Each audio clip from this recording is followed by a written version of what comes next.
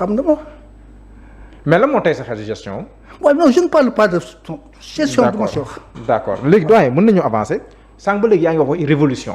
oui Ousmane Sonko dem na assemblée nationale mu ne léegi nangu na ne qu'il est le gardien de la révolution. mu demande Mbour je pense qu'il a utilisé le terme guide de la révolution mais wul su munti doon yow lan nga gis Ousmane Sonko wala Pastef lii wane ne que ñoom bi ñuy nekk ci opposition ba tey ñu ngi ci révolution lan moo lay wan ne ñoom ñu ngi ci révolution. waaye mais mooy seen pratique Ousmane Sonko nee na dañ ko daan wax toujours yaay gardien de la révolution. musu koo nangu mais léegi nangu na ko. mais il est plus que le gardien de la révolution sax il est l'âme de la révolution Ousmane Sonko nit ki da nga koy waxal li am ci moom rek. Ousmane Sonko, plus que gardien de la révolution, il est l'âme de la révolution. Ousmane Sonko a souffert. Il vient de loin. Man, son cas daf ma xaw a daf ma émouvoir quoi. Parce que dama koo gis suivre ko xam ci lim jaar ma souhaité woon def lim def te defuma ko. yooyu du dara ay détails la yooyu waaye moom mooy gardien de la effectivement je te dis que plus que gardien de la révolution il est l'âme de la révolution. même noonu jàpp ne révolution amu fi de. ah si révolution am na. nan lañ koy caractériser. c'est-à-dire révolution bi. oui ni ko Ousmane Sonko bëggee woon looloo amut. c'est Ousmane qui n'est pas satisfait mais Diomaye est satisfait Ousmane le révolutionnaire n'est pas satisfait Ousmane il voulait coûte que coûte une révolution globale, totale et radicale. Bouleversement. Non. Révolution bi mujj am te Macky travaillé loolu xam nga moom il est super intelligent travaillé ko ba mujj gi mu doon révolution de salon ou bien réforme mais ba tey baax na man de jeune. kon Sonko mooy révolutionnaire mais Diomaye du révolutionnaire. man su may wax dëgg parce que ñoom kenn ci ñoom ñaar saxalu ma leen. oui su may wax dëgg. le révolutionnaire c'est Sonko le démocrate sincère c'est Diomaye. Diomaye c'est un démocrate sincère. lan mooy démocrate sincère. mooy koo xam ne dëgg ngay wax da ngay doxal yoon. nekk ko ci politique politicienne. waaw politique politicienne kenn waru see nekk sax rawatina révolutionnaire bi. donc koo xam ne da ngay doxal normal.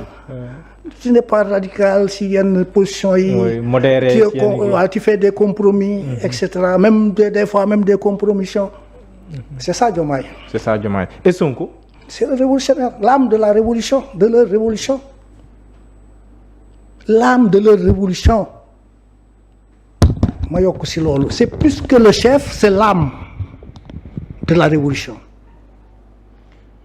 mais doyen lan la ñuy caractériser révolution bi li fi am na ñu jàpp ne bon le système est toujours là même le premier ministre Ousmane Sonko il a dit les hommes ont changé mais les pratiques au fond restent les mêmes l'administration reste la même voilà lan mooy caractériser. révolution bi ñuy wax mooy li ma la waxoon léegi nee naa la c'était parti pour être une révolution radicale et dure. oui. bi muy wax def comme le gars là. Samuel Doe. yooyu da doon illustration si. si wàllum image rek la woon quoi. c'est des juste imagé mais loolu la ko doon waxee voilà. dafa bëggoon wax ne dañ leen di liquider parce que moom sax bi muy soog a commencé. am na benn vidéo bu nit ñi amoon. bu ñu waxee ne les anciens présidents yëpp il faut les fusiller. waaw yooyu waxu jeune révolutionnaire la mais sa révolution a été déviée. par Macky Sall parce que Macky Sall profitant de quelques positions de faiblesse du Pastef changer rapport de force yi ba pare jàpp leen tëj ay mois te dara yëngatut boobu la changer rapport de force yi parce que am na nu doon demee duñ defoon erreur ba muy changer rapport de force kenn du ñemee jàpp Sonko.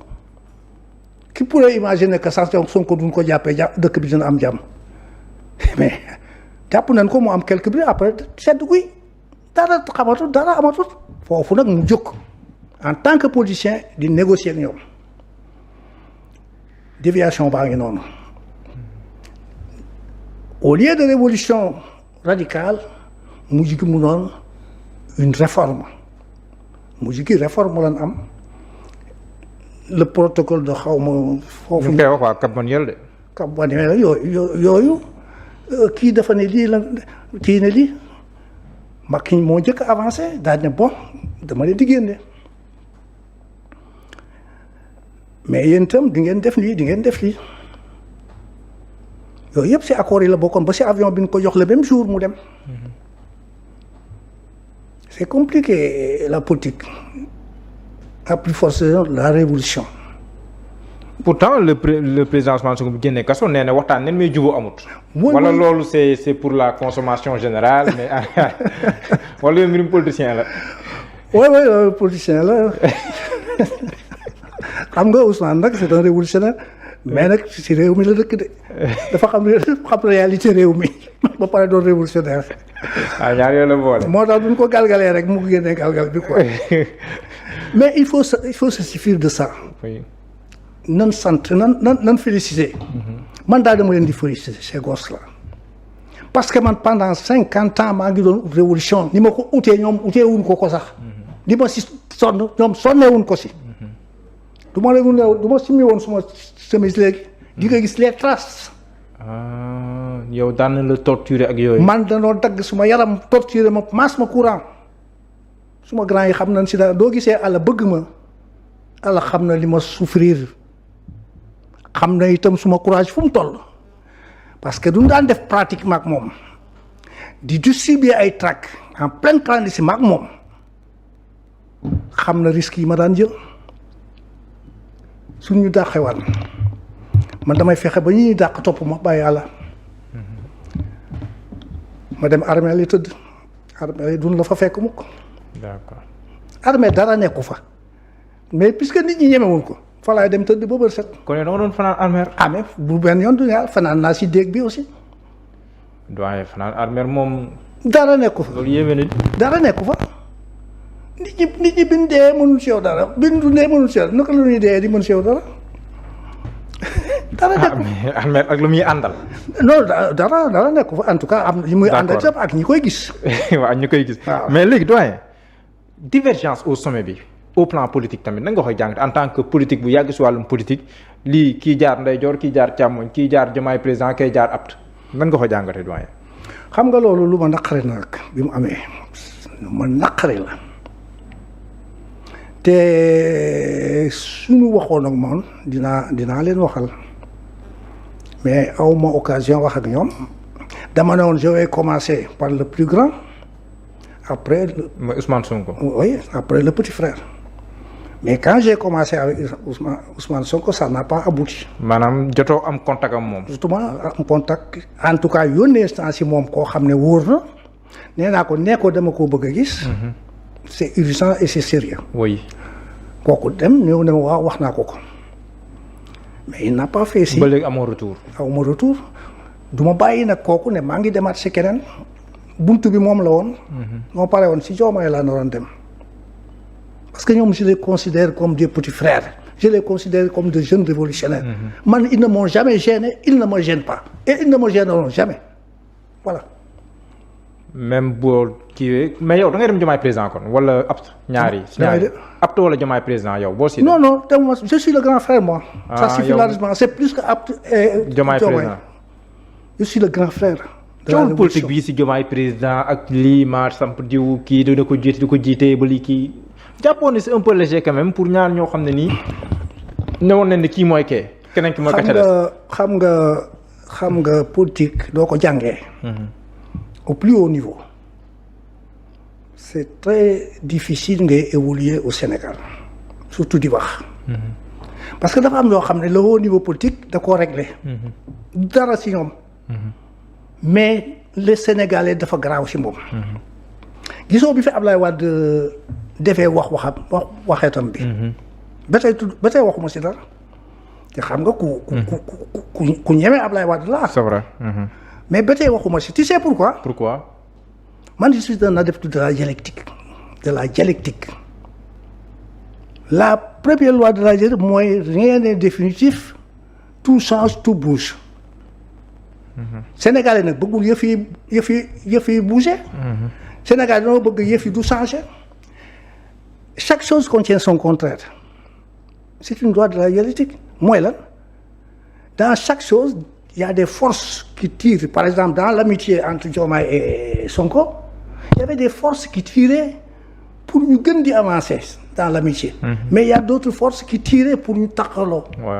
Ban demee ba force yi tiré pour ñu taxaw jël le dessus sur les forces de l'unité affaire bi éclaté xam nga loolu doo ko xamee si politicien du garaaw si yow mais doo ko xamul seen séparation bi day metti day garaaw si yow man je le déplore rek mais je sais que aussi c'est une loi de la nature rien n'est de futur chaque chose contient son contraire une amitié d'aujourd'hui peut du jour au lendemain devenir une animosité demain.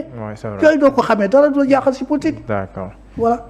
Donald Trump mi Ousmane Sonko ne dund ci jàmm loolu nag jur coow nag doyen ñu jàpp ne en tant que premier ministre nekkul moom moo ko war a wax. ndax yow bokk nga gis si. moo war a wax lan. nekkul moom moo war a wax ne que Donald Trump dund ci jàmm en tant que premier ministre. xam nga yéen da ngeen xamut qu'est-ce que c'est un révolutionnaire. Un premier ministre révolutionnaire est différent d'un premier ministre innocent qui n'est pas révolutionnaire. Un premier ministre révolutionnaire. dette cachée bi ñuy wax.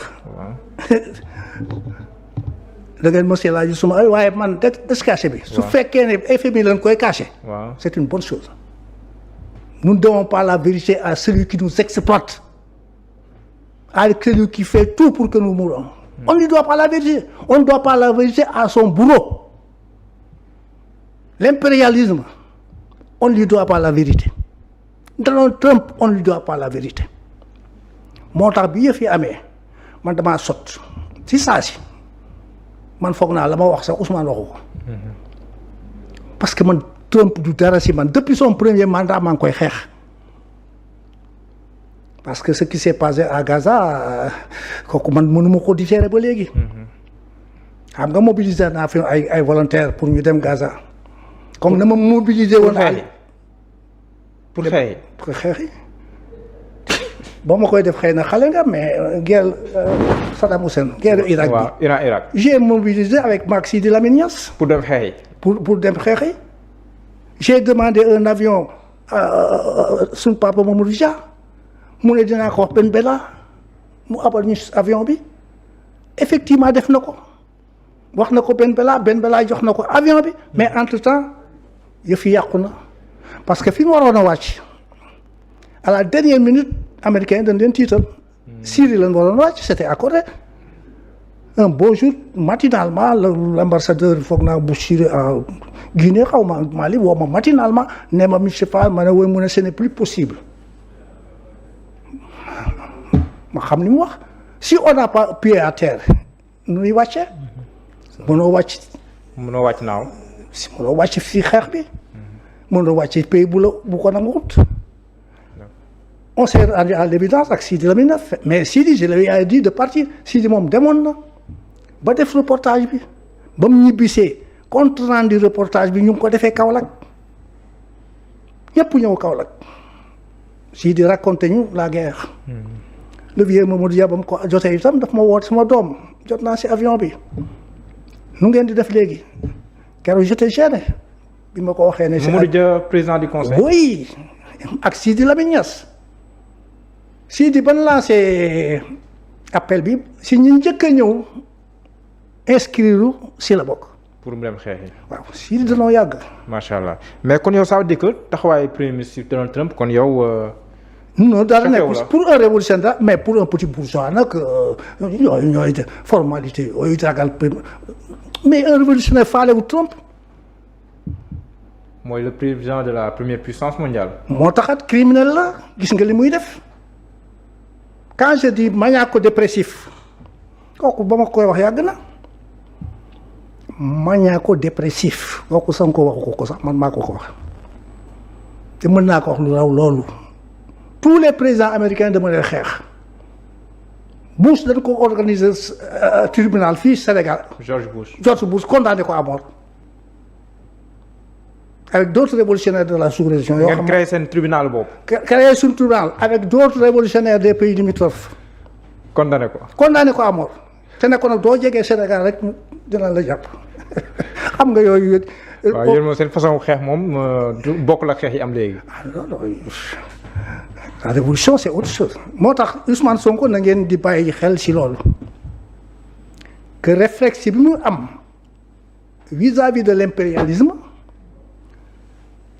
un autre du ko am kooku da ngeen ci bàyyi xel ëllëg mën na wax lu raw loolu. mais loolu mënul am conséquence ci suñuy relation diplomatique avec les États-Unis. oui ça dépend ni ko Trump di gisee xam nga Trump yoom nga wax ko nga bañ ko wax moom bu la bëggee laal la. Maduro lu mu ko def. Nicolas Maduro waaye. lan la ko def Bush Saddam Hussein lu mu ko def Ben Laden lu mu ko def ñooñu du moytu leen moo tax nga mucc déedéet mën nga leen moytu waaye bés bu ñuy dal sa ko doo ko yëg yow daa bul am pétrole bul am uranium yooyu moom mooy nattu tëm yooyu doo ko amee doo doonoon xaritam sax dina fexe lu leen boole ba mu xeex dal si sa ko mu am nag son appariteur son homme à tout fait mooy le sionisme. Ouais. Israël. Benjamin Netanyahu. Son bras criminel. C'est ça moo tax Sonko na ngeen koy apprécier à partir de ses positions révolutionnaires su boobaa du ngeen jum voilà. D'accord léegi doyen.